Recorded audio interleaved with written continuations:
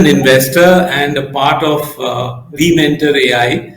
And in an illustrious career, Shantanu has held leadership positions in organizations like HCL, Tech Mahindra, BCT in South Asia and Middle East. An alumnus of IIT Kanpur and British Chevening scholar from Leeds University Business School, Shantanu holds coaching certifications from names like Gallup, Marshall, and Harrison. Today, he is a speaker, facilitator, and a coach with an international practice spanning India, APAC region, Europe, Americas, and Middle East and Africa. I mean, it's virtually a truly global practice, as we could see. And today, we would like our viewers to gain immensely from his expertise in performance coaching. And with this brief introduction, which doesn't really capture his abilities in its entirety, I would like to welcome Shantanu to People Online. Thank you so much, Anindo. So thank you for introducing me to your audience, and thank you for calling me over. I will share as much as I can with your audiences and look forward to this interaction. Absolutely. You know, we keep getting requests that do something on performance coaching, and I thought you're the best person to do justice to this subject. So Shantanu, we'll go into the question answer session straight away, and we understand, and whatever little we understand of coaching, that coaching, it's something like it's just like a railway coach carries a passenger from one point to another within a agreed upon schedule, which sometimes gets compromised though. That's a different thing altogether. So also a performance coach carries people from one state of development to another. So I would pose this first question to you, that during this journey from one state to another within an agreed schedule, should a coach focus on fixing weaknesses or leveraging strengths? Yeah, that's a wonderful question. And before we answer that question, so there is a slight added dimension here. When you get onto a train, you're very clear where you're getting on. In coaching, sometimes you may not know where you're getting on, right? Because the problem statement may not be very clear for you. Now, I think there are a couple of approaches. So one is that you focus on your strengths. And I like to give an example. If somebody is a parent, and I'm sure many of your audiences are, and your child is got 99 in physics, but 56 in English, right? Would you give tuitions in physics or would you give tuitions in English, right? And 8 out of 10 parents will say that I'll give tuitions in English. But maybe 2 will say I'll give tuitions in physics because the way I see it, he can be a great physicist and not necessarily a prof or a writer of English literature.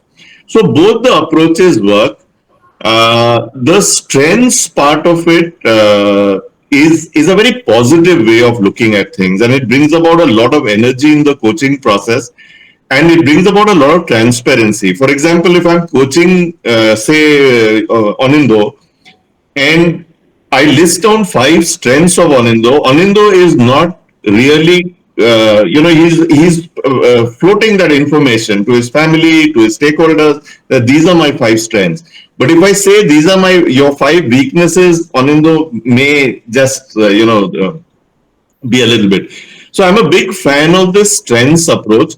However, I think sometimes weaknesses could also be important because it is hindering our growth, our career. So I'll give you an example. There could be somebody who's a brilliant leader, brilliant with numbers, brilliant with customers, but has a very short fuse, as a result of which employees are getting upset. But he's not really aware of it. And he says, no, this is not a short fuse. I'm very demanding. I'm very aggressive. He almost makes it like a virtue rather than this thing. But that's a blind spot. That's a weakness. And if he makes a small adjustment there, probably the returns will be manyfold. And to add to your thing, one last dimension here is that our strengths could sometimes be in a blind spot and be construed as a weakness. For example, let's say there's a data scientist. He's very analytical or she's very analytical. Analytical abilities are great. So people who are advocates of her say that, oh, what a fantastic analytical ability. But people who are her detractors will say, "Oh God, this has gone to XYZ, paralysis by analysis. You can wait for a couple of days." So I hope that kind of answers the question. Both have Absolutely. their own place. Both have their own place. Strengths is a lot more positive there. Yeah. Absolutely. Absolutely. Excellent. Excellent. Excellent, Shantanu. I think we'll move on to the next question, a connected question that during this journey, what are the specific challenges? I'm sure the challenges there could be a huge range of challenges, but the more frequently occurring challenges from your rich experience. Yeah. So one is that coaching. So there is one challenge is that we normally get into coaching arrangements with anyone and everyone who approaches us, right? But I think there's a very key element here called coachability, right? And I think everyone is not uniformly coachable, right? So there are some with whom you will get a exponential return with a very few inputs and people like that. So it's almost related to your growth mindset. The second area is that I talked about growth mindset, but it's an extension of what I explained the first time.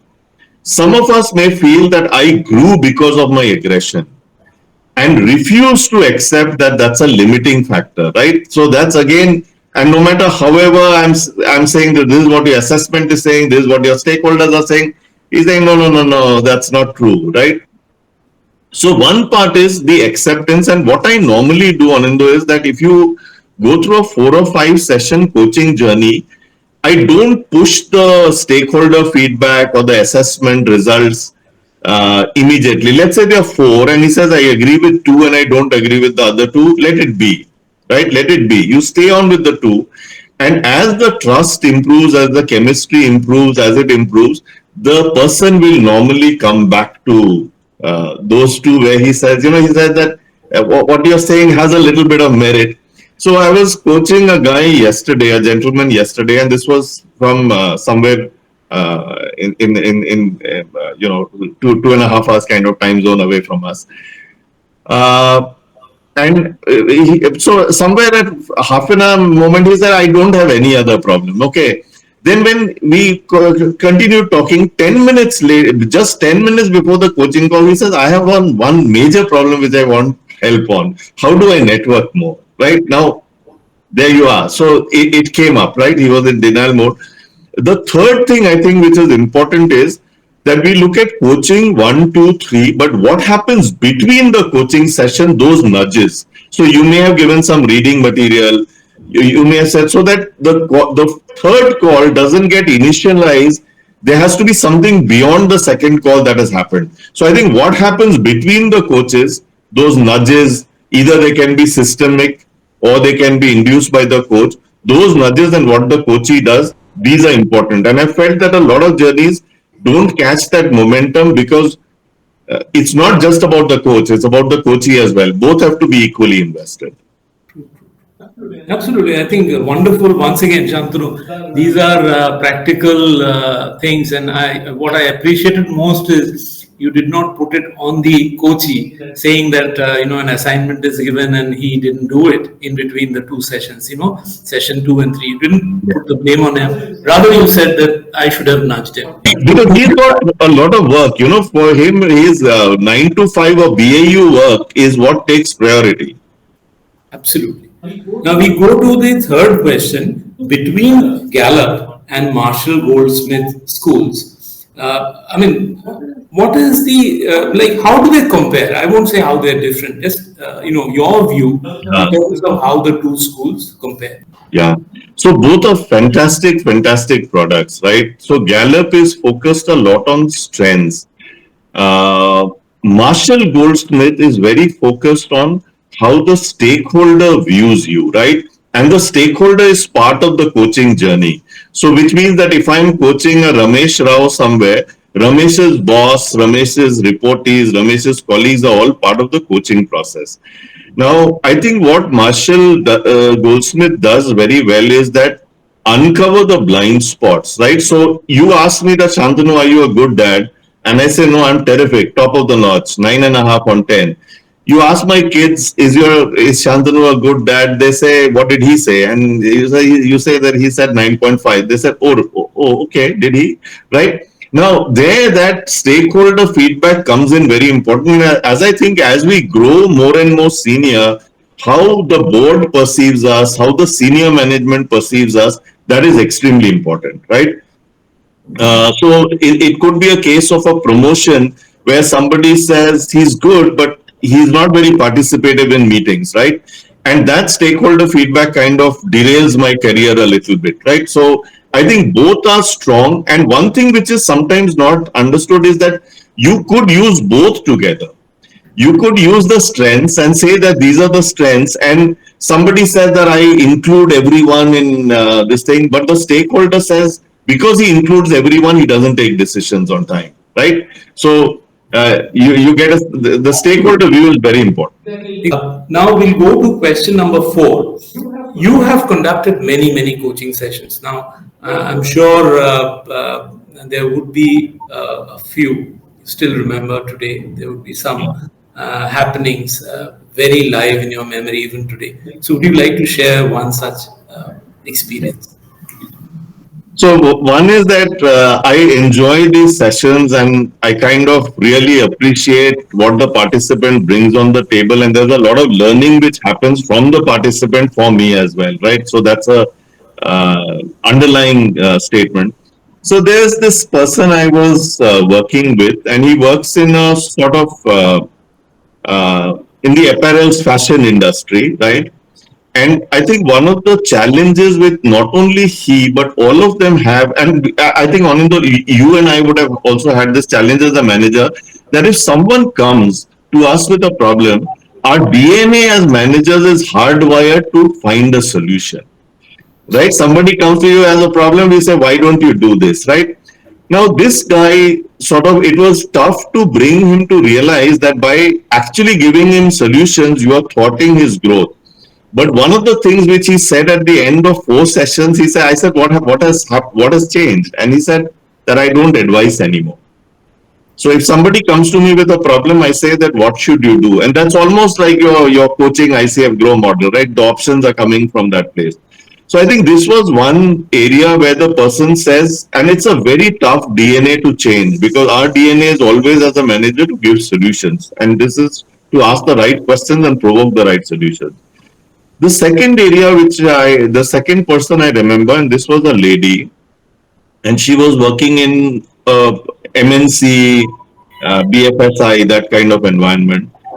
And most of her team felt that she was fairly dominant, right? And this is pretty related to the first case, but it's a little different. The behavior manifested itself.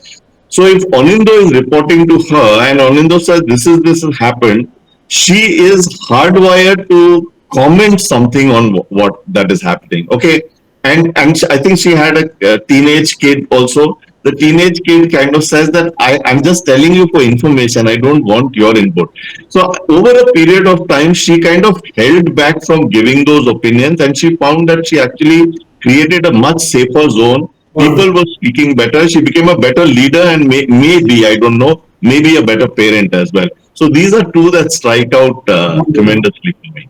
Wonderful, Shantanu, and I think both examples. I think I would at least remember this for quite a while, and there could be a few things that I need to fix here as well.